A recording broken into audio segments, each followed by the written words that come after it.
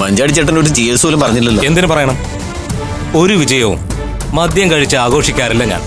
വല്ലപ്പോഴും ചില കണക്കുകൂട്ടലുകൾ എന്റെ പരിധിയിലേക്ക് വരുമ്പോ കൂടെയുള്ളവർക്ക് ഇതുപോലൊരു സൽക്കാരം, അതല്ലേ എന്റെ പതിവ്. എന്റെ ലഹരി കയ്യിലേക്ക് കുമിഞ്ഞു കൂടുന്ന പണവും അധികാരവുമാണ്. എന്തായാലും ആ കലാവതിയെ കമഴ്ത്തിയടിച്ച് വരുതിക്ക് കൊണ്ടുവന്ന് കാശ് വാങ്ങിച്ച മഞ്ചാടിയുടെ ബുദ്ധിയെ സമ്മതിച്ചു കൊടുത്തേ പറ്റൂ. പഞ്ചരത്നത്തിലെ അമൃത എഴുതിയതെന്ന് പറഞ്ഞ് നേതാവ് കാണിച്ച കള്ള ലെറ്റർ അസലായി. അവരത് തൊണ്ട തൊടാതെ വിഴുങ്ങി. ഈ വാർഡില് എന്ന് വെച്ചാ എന്റെ ഈ തട്ടകത്തില് ഒരിടത്തെ ഞാൻ പരാജയപ്പെട്ടിട്ടുള്ളൂ. അതാ പഞ്ചരത്നത്തിലാ. അവിടുത്തെ പെണ്ണുങ്ങളുടെ ഊണും ഉരിയാടലും നിർത്താൻ ഞാനൊരു പദ്ധതി തയ്യാറാക്കിയിട്ടുണ്ട്. എന്ന് വെച്ചാ ഹോട്ടൽ പൂട്ടിക്കൂ? വെറുതെ പൂട്ടിക്കില്ല സജി. മൂത്തവളുടെ കല്യാണത്തോടെ സകലതും പൂട്ടിക്കെട്ടി മുദ്ര വയ്ക്കും.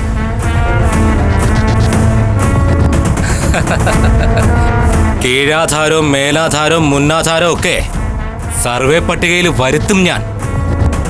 കൈവശാവകാശം പറഞ്ഞ് അവരുടെ തന്തയെ കൊണ്ട് തന്നെ കോടതിയിൽ ഒരു ഹർജി ഫയൽ ചെയ്യിക്കും ഞാൻ. അയാളതിന് സമ്മതിക്കൂ? 5 കാശ് തരില്ല എന്ന് കട്ടായം പറഞ്ഞു നിന്ന കലാവതിയെ വരുതിക്ക് നിർത്തിയ എനിക്ക് ആ ചന്ദ്രസേനൻ വെറും ഈസി വാക്ക് ഓവറാ.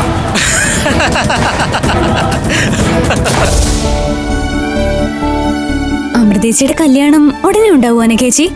ഞാൻ എന്താ കണിയാനാണോ? തീയതി മുഹൂർത്തമൊക്കെ തീരുമാനിക്കണ്ടേ? എന്നാലല്ലേ അറിയാൻ പറ്റൂ. അല്ല, സുമേഷേടൻ ഇനി തിരിച്ചു ഗൾഫിലേക്ക് പോകുന്നതിനെ കുറിച്ച് തീരുമാനിച്ചിട്ടില്ലെന്നല്ലേ പറഞ്ഞത്? പോകുന്നുണ്ടെങ്കിൽ കല്യാണം പെട്ടെന്നുണ്ടാവും, അല്ലെങ്കിൽ കുറച്ച് താമസിച്ചാലും കുഴപ്പമില്ലല്ലോ. കല്യാണം കഴിഞ്ഞാ അമൃതേച്ചി സുമേഷേട്ടന്റെ കൂടെ മാമന്റെ വീട്ടിലേക്ക് പോവോ? അങ്ങനെ പോയാ ഇവിടുത്തെ കാര്യങ്ങളൊക്കെ ആര് നോക്കും? ഇതെല്ലാം നോക്കി നടത്താൻ നമ്മളെ കൊണ്ട് മാത്രം പറ്റത്തില്ല. അങ്ങനെ പഞ്ചരത്നം ഉപേക്ഷിച്ചിട്ടൊന്നും നമ്മുടെ ചേച്ചി പോവില്ല. പഞ്ചരത്നം ഉപേക്ഷിക്കുന്നത് ഞാൻ നിങ്ങളെ ഉപേക്ഷിക്കുന്നതിന് തുല്യമല്ലേ? അത് ഈ ജന്മത്തുണ്ടാവില്ല.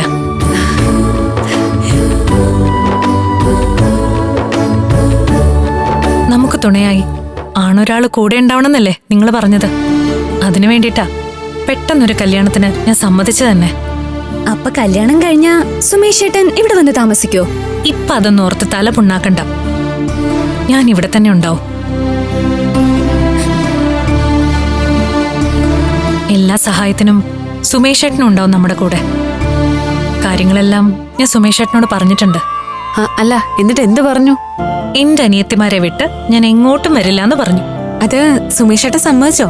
സമ്മതിക്കാതെ പറ്റില്ലല്ലോ. കല്യാണം നടക്കണമെങ്കിൽ സമ്മതിച്ചേ പറ്റൂ. ഇപ്പഴാ ഒരു സമാധാനമായത്.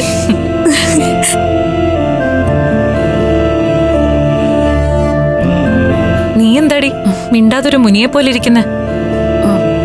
എനിക്കെന്തോ സുമേഷേട്ടന്റെ മട്ടും ഭാവമൊക്കെ കണ്ടിട്ട് എന്തോ ഒരു സ്പെല്ലിംഗ് മിസ്റ്റേക്ക് പോലെ ഒരു ആത്മാർത്ഥത കുറവ് ഫീൽ ചെയ്തു.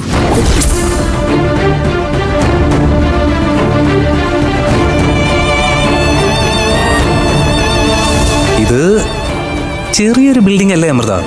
ഇത് നമുക്കങ്ങ് പൊളിച്ചു കളയാം. ഇവിടെ നീ നീക്കണമെന്നില്ലല്ലോ, പണിക്കാരൊക്കെ ഇല്ലേ? നിന്റെ ഒരു മേൽനോട്ടം പോരെ ഇവിടെ? അതിപ്പോ അവിടെ നിന്നാലും നടക്കില്ലേ?